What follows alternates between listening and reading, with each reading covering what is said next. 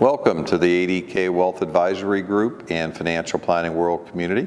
My name is Dan Davis, President and co-founder. Speaking to you today from our St. Louis office lobby. We'll have a little bit more noise than usual just because of the location, but thank you for joining us today. Our 2020 Q2 themes. First is the race between medicine and the virus. Second will be theme investing versus pure asset allocation. So let's start with where we are now. We'll look at economics, financial markets, and the virus itself. From an economic standpoint, the IMF has been put on record saying that they believe that globally the economy for 2020 will drop 5%. If you look at the top three, China is expected to grow about 1%.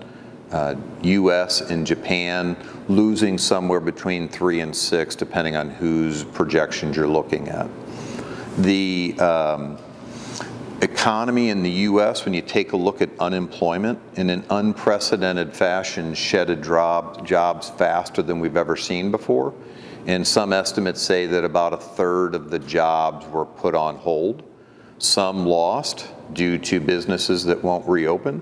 Others, as the recovery starts, will come off unemployment. This particular week, we saw people on unemployment go down by over 1 million.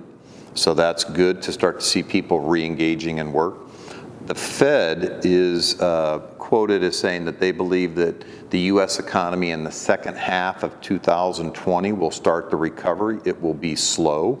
That the real part of the recovery they anticipate to be the second half of 2021, getting to about 90% of where we're at before this recession. Financial markets, it's not unusual that when you have a collapse like what we saw and the markets drop significantly, that they start to recover sooner than the economic news would seem reasonable. Why is that? The amount of stimulus that's pumped into the global economy from central banks and governments, whether you look at monetary policy or fiscal policy, is really huge. That becomes a huge tailwind that the financial markets respond to very favorably. Gold has done well, driven by fear.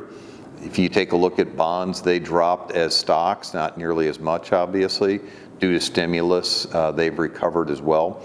The one area that's continued to lag is real estate.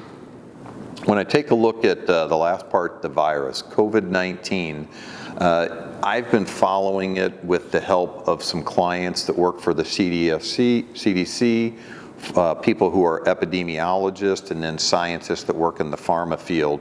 What I've really been trying to understand is the continuum. So you've got new test and test positive. You then have new cases. You then have hospitalization and death. So I'm showing you now 3 websites that I think are really positive and favorable to use. The first, the Johns Hopkins, I use that specifically to monitor test positives, because I do expect that as we continue to increase testing that we'll see new cases. What I want to understand is how many of them are testing positive in that trend. If you take a look at the slide that we're pulling up now, you can see that April and May and the first half of June, we saw test positive decreasing and flattening out, but literally in the last week we've seen them climb up to the point where we're back to where we were late May.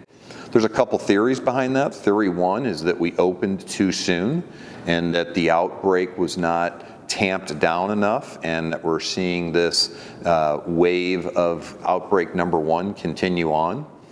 The other theory is that this is what's needed in order to get the herd immunization.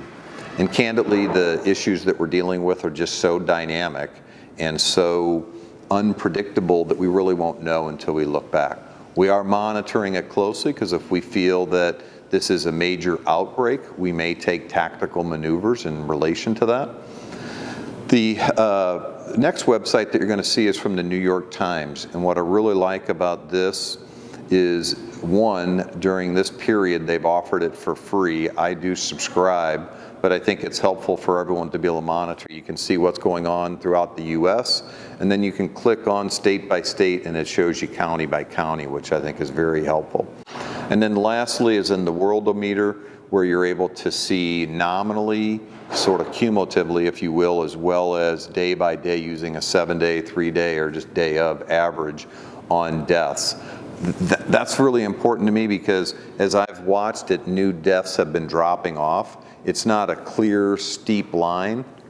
It's wavy, if you will, but in the end, new deaths have been decreasing. So I'm hopeful that theory number 2 is accurate, that this is part of the herd immunization immunity system building up. But I guess my educated opinion is that we'll continue to see new cases going up, and I don't believe that globally the governments will respond in a draconian fashion like we did before, where we shut everything down. I think it'll be more of a Germany, Sweden type of approach.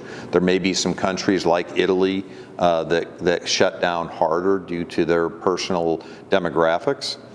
My other opinion is really a changing one from the last video. I do believe it's hard for me to imagine that we won't see another wave or 2 from the virus before we have vaccines and treatments available on scale. Never hoped that I'm wrong, as much as I do hope I'm wrong on that. So where is it that we're headed?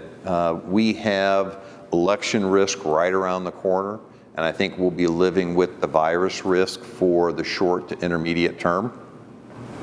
And what I've seen from this is that this recession and bear market has bared light on some trends that were already happening that now are much more clear to me, or I think have been accelerated. Trend number 1 is technology.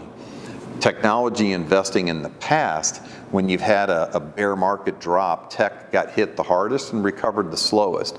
This particular time, tech performed the best leading into it, got hurt the least, and recovered the best.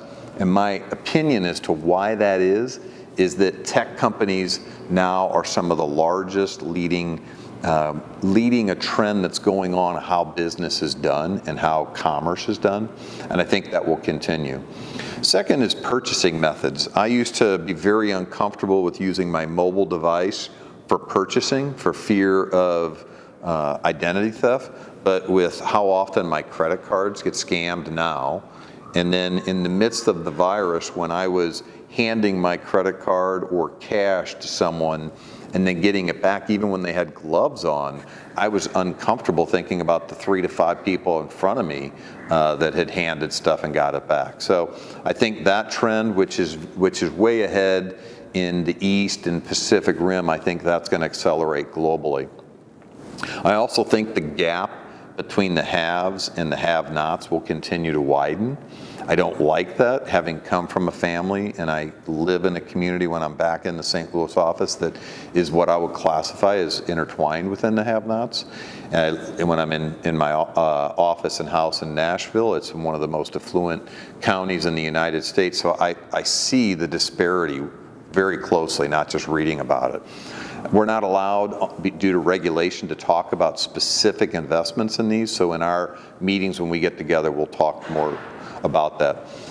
Working remotely, I think that people are seeing that that's able to be done in a productive way. I don't think that means the end of commercial real estate, but I think most businesses will see that they need less space so that when their leases come due, they'll start to ratchet down. The tension and divide between the West, US, the East, China, I think that's going to continue to broaden. As in, you think of this term of chauvinization or nationalism, that's not unique to those two countries, but I think that this whole concept of global free trade, I don't think it's going to go away, but I think countries will start to think more in terms of how do we do stuff more internally in order to avoid our middle class and lower middle class jobs going away. And the developed world government debt is probably the longest term trend that has me concerned. When you take a look at how much debt, which was very high already, and now it's gone to levels that are even more ridiculous in the developed world, it makes it more and more difficult to be able to fix Social Security, Medicare, PBGC, some of the systems that are really important for our aging population. And they were already in sort of kick the can down the road, and I think it makes it even harder, if not impossible, to fix. So some of the stuff that we're doing internally that you'll see in our meetings is a move more towards diversifying by theme investing versus pure asset allocation. We've been doing that for a while, but we'll do more and more of it. The other is that instead of investing like 6% here, 8% there, we're going to do it in 5% increments so that electronic trading is easier to happen, allows us to pivot quicker if we have to move. So in conclusion, I think the election risk, the virus risk, those are here and now and going to be around for a bit. We're in recession. The recovery will start. It will be muted, pick up second part of 2021. And locally, our investment style is going to move more towards thematic and 5% allocations. So I would just finish by saying thank you very much for the trust that you place in us. It's really important to me, having done this for 3 decades. The relationships that we have, the trust that we have is very important. We'll do our very best to help continue navigate the crazy with you and for you.